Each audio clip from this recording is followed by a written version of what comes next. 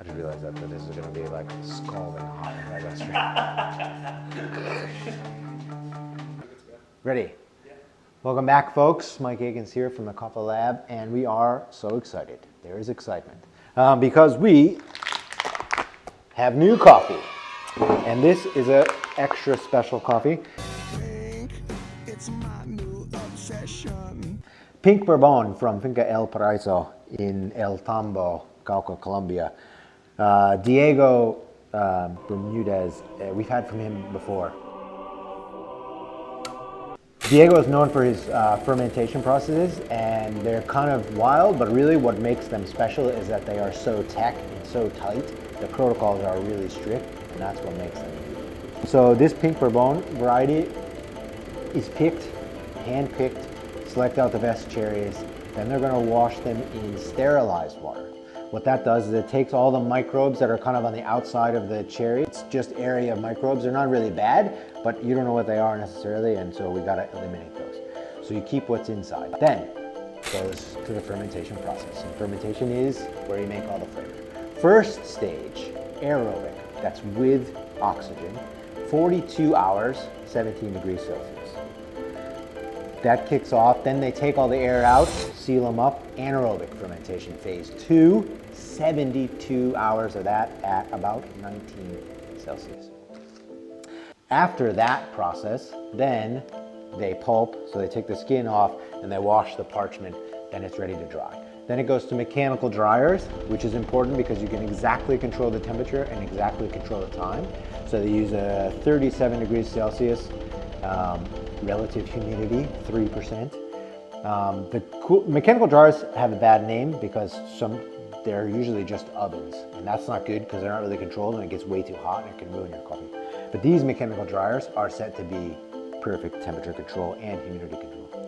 So they get about 26 hours in there, which is pretty fast drying for coffee, but with controlled temperature and humidity, you can dry a coffee successfully and it won't lose any of its flavor.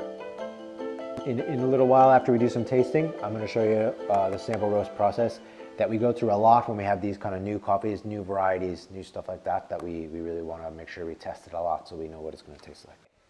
So what we're going to do today is we're going to do a little cupping comparison, and I'll talk to you a little bit about the flavors. So we talked about Las Terrazas at some point.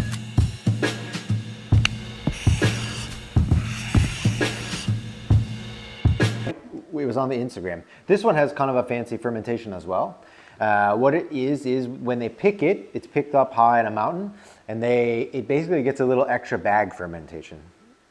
But and then a lot of times you'll find this with producers, they kind of have a long like a pre-fermentation, and it's sort of it's out of convenience essentially. That the way they pick the coffee, it sits for a while and then it comes down and then the next day it gets processed. So in the case of Las Terrazas, they're picking it, it's in bags. But the thing with that kind of fermentation is it's not controlled. It basically is around the same temperature every year, but you don't really know what the weather's gonna be. In Diego's case, he's doing really specific picking, and it goes straight to the processing after that. And they're really strict about what kind of microbes they want to leave in there, what kind of microbes they might want to take out, hence the sterilization. So here you're going to get these kind of like wild, almost like a natural coffee, because natural coffee is much the same way. They pick it and then maybe they wash it, but it essentially goes straight to the drying bed. So you have a lot of microbes in there, but you're not controlling which ones are in there, so you don't necessarily know, and usually it's around the same, but it's not very repeatable. So in Guatemala's case, they have a long pre-fermentation, but even then it's only about 30 hours total time. In this case, you have 42 and 72, so you have 114 hours of fermentation in this coffee, which is a long time. But the drying is much faster. It dries in 26 hours, whereas some of these coffees take much longer to dry, 4 or 5 days or something like that. I better grind this coffee. It's probably a good idea. I could pour water on these beans, but that's not going to really help me to brew it. Don't go anywhere. She invites me up at 12 o'clock at night for coffee, and I don't go out. No, thank you. I don't want coffee. It keeps me up. And we're back with ground coffee. I have my pre-ground Diego in this fancy little Tupperware container. Trademark that. I don't know if this is actually Tupperware. But putting in, we're doing 9 grams, same as we always do, 9 grams and 150 of water. Over here in Las Terrazas, we're talking about some red grapes, apple and citrus acidities. And then you have this like nice, what we call cashews and dark chocolate. It's a much kind of a thicker, more rich coffee flavor in this one. A lot of brown sugars and stuff like that. The big difference between these two coffees is going to be in the floral component. The aromatics of this coffee are really intense. That has a lot to do with the fermentation as well. So what Diego has told me that he focuses on is trying to keep the volatile aromatic compounds in the coffee during the fermentation process. So not to get too crazy because I don't really understand it that well, but basically you have these aroma compounds. When they go into the air, they volatilize, then you can smell them, but that's also what helps you taste the coffee, taste these really rich flavors. In order to keep them in, they use a little bit of pressure during the second phase so that when they suck the air out, and that's helping to keep those volatile compounds in there. So you get a much more floral cup. You get like really nice white flowers and even some like raspberry in the aroma, which is pretty cool to smell. It smells pink, which is kind of interesting that they call it, that the variety is Pink Bourbon, because you could get that like pink lemonade sort of tangy flavor, raspberry lemonade, something like that. Even like an iced tea sometimes. It's pretty cool. This coffee is pretty delicate, so I would recommend being really specific about the water you put in there. So for these kind of coffees, I like to do smaller recipes so that you can really dial it in, because there's so much going on in these extra fancy coffees, you would say, the brew recipe is going to make a huge difference in whether you're not going to get all those floral compounds. So that's really going to go. So normally I brew a Chemex, it's 50 grams of coffee and 700 of water. For these kind of coffees, I like to start with like V60 and then brew it like 12 grams of coffee and go for about 200 of water. Then you can kind of, put a little bit more water in there if you want to get some more extraction. Then you can kind of figure out like, where's the sweet spot for that floral component? Because that's kind of the same thing. When you have more delicate coffees, Ethiopias are a good example. These, famously washed Ethiopias that are kind of delicate, more like tea-like. The brew recipe makes a huge difference. Obviously, the roast makes a difference, the quality of the coffee, et cetera, et cetera. But when you're brewing it, you're really going to want to like tune it. So use a smaller batch size and do it more often, and you'll kind of adjust it for finding that like sweet spot where you get that really intense floral. Because coffee is quite heavy as it is, so it's easy to run over the floral component, and you'll get a good cup. It's high quality coffee, really tasty, but the really next level about these coffees is when you get that floral component like you have here, like a raspberry, white flowers. Pretty interesting stuff. Yeah. The raspberry flavor in this is really, it's strange because you don't smell that kind of stuff often when you get coffees. So this is a pretty cool one. Yeah, so raspberry sherbet, raspberry sorbet. The other cool thing about this, and this comes from the fermentation, I think, but is this kind of, the sorbet, it's kind of like a milky flavor. There's like a note of these kind of sweet biscuits, but they also have a kind of a milky overlay, which is where we got the sorbet from. It's an interesting one. I'd be interested actually to know if you guys can leave some comments about how you feel about that flavor. What is it that the flavor brings to mind to you? Because this is a really interesting one. And every time you taste it to people, you get different things because there is so much going on in there. Normally in these coffees, you're going to get kind of like a cleaner, it's a little bit more bitter, sharper finish. In this Diego one, you're getting, it's clean cut, but it definitely tastes like a nice, I guess you would have like a raspberry sorbet on a sweet biscuit in a cup and eat that at the summer. I don't know. It's pretty interesting. Some people say popsicles. Ooh. Yeah. So here you definitely have more purple flavor, and this one is much more pink, bright, exciting stuff. Once we get this on the shelf, you can also come down here to the cafe and ask them to make you a cup. Then you can have a good idea of what it tastes like here, and then when you make it at home, you have a really good comparison, like, you know, am I doing it right? So after we taste these, I'll show you real quick how we sample roast, which is kind of cool. When we get new coffees like this, especially varieties or processing methods that we haven't had before, we always want to do a lot of extra pre-sampling. So we try to do small batches, and that, back there, we'll talk about it later, is a sample roaster machine that basically we can do 50 grams at a time. So we can try some different recipes and really get an idea of like, what are the possibilities, and then narrow down to what we think is the best version for us of that coffee. So, cool thing is you get a lot of these, the El Paraiso, there's a lot of these going around Europe, for instance, so you can get a lot of these different ones, different versions of this same coffee and test it out for yourself. We're gonna let these cool down so I don't burn my tongue, and then we'll taste them. I just realized that this is gonna be like scalding hot if I go straight. Yeah, you can smell it. Oh, dude! Have you not had, you probably haven't smelled this before. Cooled down, no burn danger anymore. Here we go. Oh.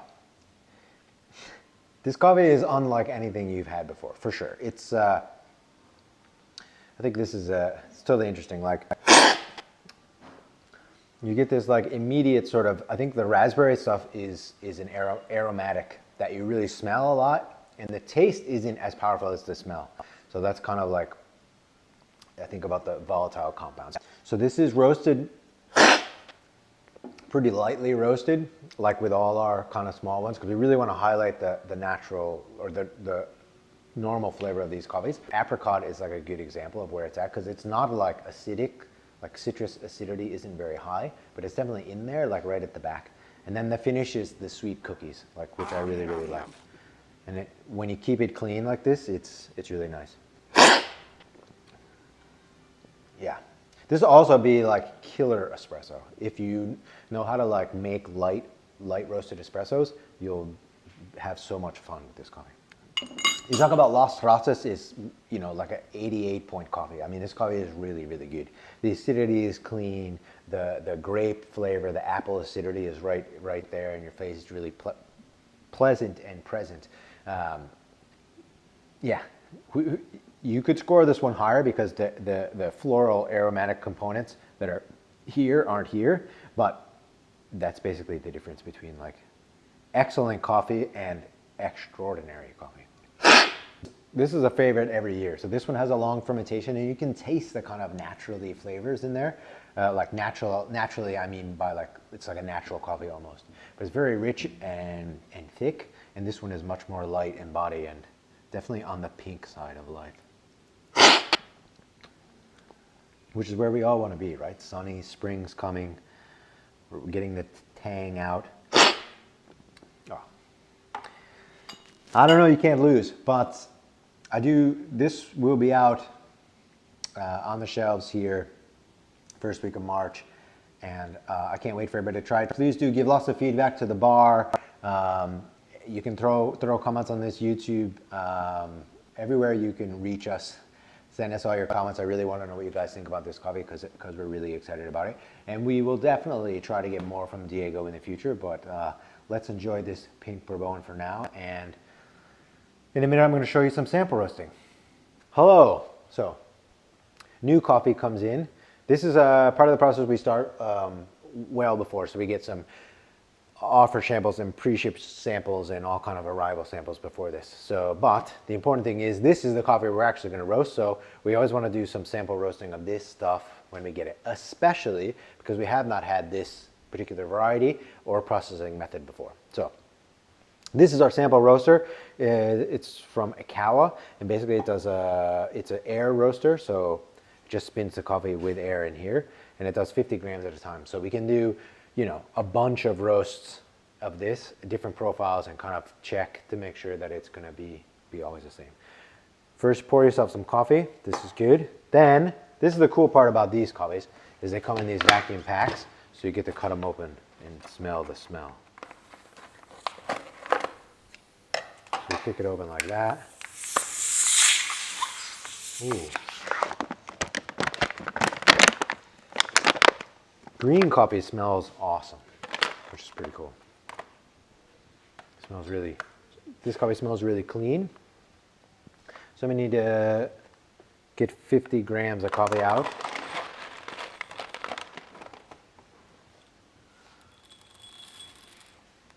Yeah, cool. So we got 50 grams of coffee, we're ready to go. And now we're gonna preheat the roaster. So this is kind of like roast cheating because it's super easy. Kick it on like that, and then we have our little roast. So now it's preheating, and I run it off the phone, and I have all kind of different apps. But then we have our sample profile, so we use the same profile all the time, so that it's always the same for the samples. We can do all kind of different profiles if we want to check, but we want to compare this coffee directly to all our other coffees with exactly the same profile. So here we go.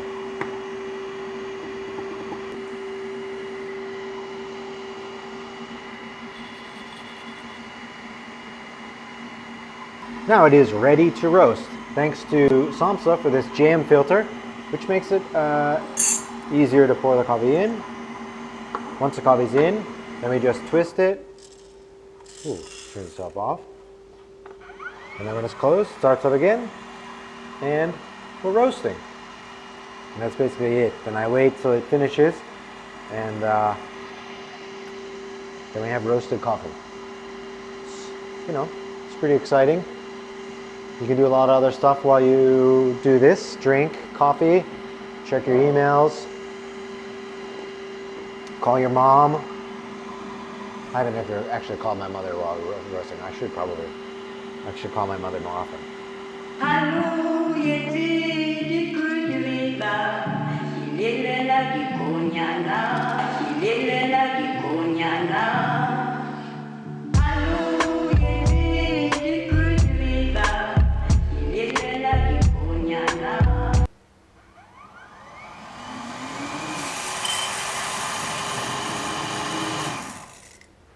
There's your roasted coffee, and we have these nice little sieves to cool it down with.